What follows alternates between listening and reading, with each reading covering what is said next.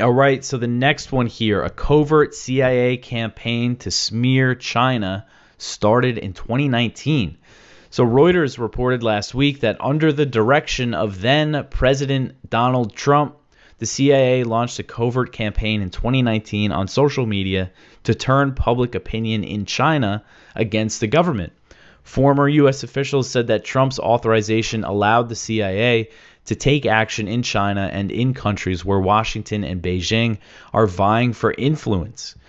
Operations to denigrate China on social media were carried out in Southeast Asia, Africa, and the South Pacific. The CIA also leaked disparaging intelligence to international news outlets to paint China in a bad light.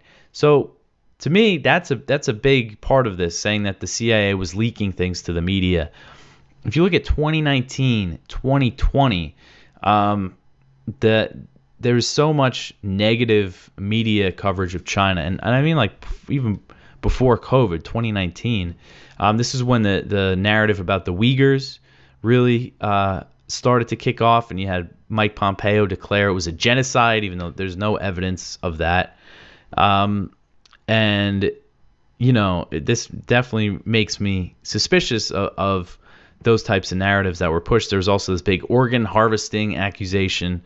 So the former U.S. officials speaking to Reuters, they did not offer much detail about the social media campaign, but said that CIA operatives using false identities were spreading narratives about corruption in China and about Beijing's Belt and Road Initiative. The officials claimed that the actions were a response to China using covert means to spread its global influence. Reuters said that it was unable to determine if President Biden has continued this campaign. I would guess there's a very strong chance that he did, because he's taken a very hard line against China, all this military expansion in Asia, increased support for Taiwan, and all that. And Biden's CIA also opened a new spy center dedicated exclusively to China. And William Burns has been very outspoken about the CIA's work against China. He's actually just said publicly that they're rebuilding their spy networks inside China, which is something you would think he would want to keep. The CIA would want to keep quiet, but you know, he's been talking about this stuff openly.